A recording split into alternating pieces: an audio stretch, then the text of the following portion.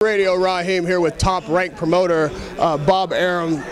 Bob, obviously we're here to celebrate your signing of Jose Ramirez, U.S. Olympian. A lot of the Olympians have gone pro here in the past week and months. This is the only Olympian you signed, if I'm not mistaken? No. We signed the best Olympian from Mexico, Oscar Valdez, and the best Olympian from Puerto Rico, Felix Vajado. And so those were the three Olympians that we wanted to sign, and we signed. And we signed two fighters who didn't go to the Olympics because they didn't want to. Jesse Magdaleno, who's one of the top young fighters, and Jesse Hart, Cyclone Hart's son, who's going to be a world champion at super middleweight. But this is the only American Olympian that you've signed, and my question is, why Jose Ramirez? We thought he was the best, and he fit in to what our plans were for the future. Now, you talk about the future. He's a lightweight, assuming that that's where his career will be for the foreseeable future. What fight fans and journalists tend to do as soon as someone like this turns pro is start to match him up and think where he's headed and what the best chances are for him to get a championship. And the lightweight division being so impacted, it seems difficult to imagine him not having to face, for instance, Golden Boy fighters. And this is something that we come up against every time. Bob, can you tell us, is there any chance that you and Oscar are going to be able to work out your differences and put these kind of fights together? Well, first of all, the young man is turning pro. If you look on how we build our fighters, he will not be fighting for a championship in the foreseeable future. That may be 3 years down the road. So a lot can happen in 3 years, and believe me, there'll be people that we can match him up with 3 years from now that'll make big fights. Yeah, there's no question about that. I mean, you've got a bevy of champions that are able to be matched up in your camp, as does the Golden Boy camp. But what fight fans are hungry for, and boxing journalists, is to see if there's a way that you and Oscar can come together to give the kind of matchups that we want to see. We're talking about 3 years down the road. A lot can happen in 3 years. So you're saying there's a chance?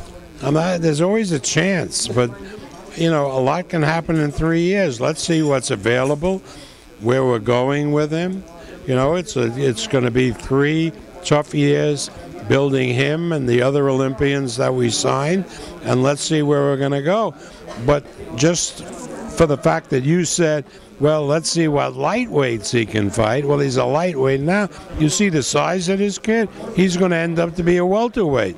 Right, and not to push you on this, but the premise of my question was really to get at whether or not I mean, there are fights today that we don't want to wait 3 years to see. For instance, we just saw Abner Mares fight. You know, Donaire is the premium at bantamweight. Is there a way that we can get these fights, these guys in the ring, so we can have, you know, established champions and the fights we want to see when we want to see them? Well, you know, I can understand people wanting to see a Donaire Mares fight, and perhaps that can happen next year. But there's other fights for Donaire, if he beats Arce, that probably are more interesting, like Rigondeaux. I mean, Rigondeaux may very well be the best guy at 122. If I could take you back a little bit now to September and the Chavez fight with Martinez. It was a spectacular fight, maybe up until the Brandon Rios, Mike Alvarez fight was considered maybe fight of the year. First of all, can you speak to your reaction to the positive marijuana test for Chavez, and whether or not we may see a matchup with Martinez? What are the possibilities there? Well, first, the plan is for Martinez to fight in Argentina and Chavez to fight in the United States against other fighters, obviously, in the spring, and then to have them fight in September if they're both successful. As far as the positive marijuana test, it is what it is. He smoked a joint a month before the fight because he had insomnia. To me, that's not a crime. I mean, they legalized it in Washington. They legalized it in Colorado. I mean, to put marijuana on the same plane as performance-enhancing drug is, to my mind, ridiculous. Makes no sense in this modern day and age. I mean, I'm for legalization of pot. I think most kids use it. You can't use it and drive, but you can use it for recreational purposes, and it's a hell of a lot better than drinking alcohol, which really can do a lot worse for your system than occasionally smoking a joint. Now, there was another controversy on that night before the positive drug test, which was, again, you and Oscar going head up on the same night on 2 fight cards where boxing critics thought that you're splitting the baby, if you'll excuse the analogy. Is that something that you think is good for boxing, or is it something that you and Oscar can at least try to arrange not to do for the good of the sport? Look, we're living in the modern age. Everybody has a DVR. Everybody could see both events. A lot of people saw both events. We did incredibly well on pay-per-view with Chavez Martinez. I understand they got a pretty good rating on Showtime with their show. I don't see any problem with 2 shows going up against each other.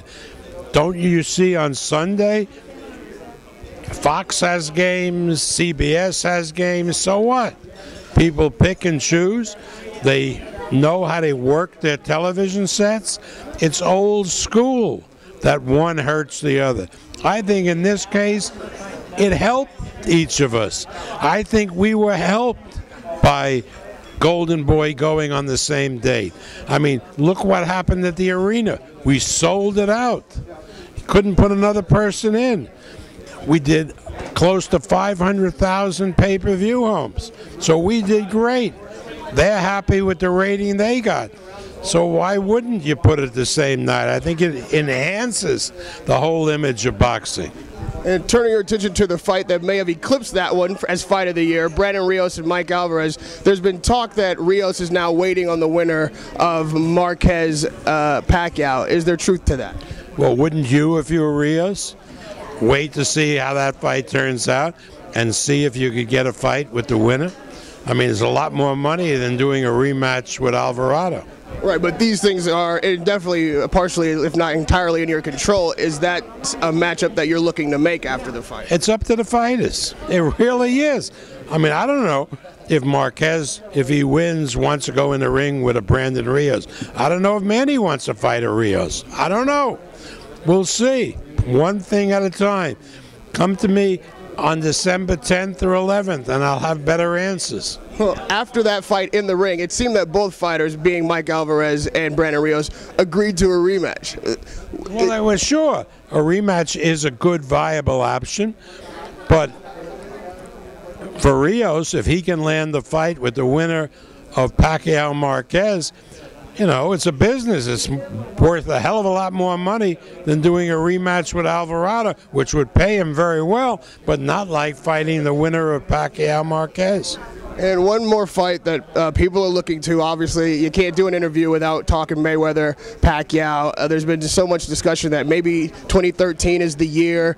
How would you speak to that? Talk to Mayweather. Pacquiao wants the fight. We've made every concession to get the fight. It's up to Floyd Mayweather. If he wants the fight, it'll happen.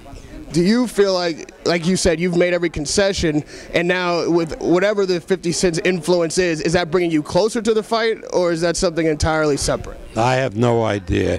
I mean, it's silly. I mean, Mayweather knows Todd. He's friendly with Todd. He knows me. If he wants to fight, all he has to do is send a signal.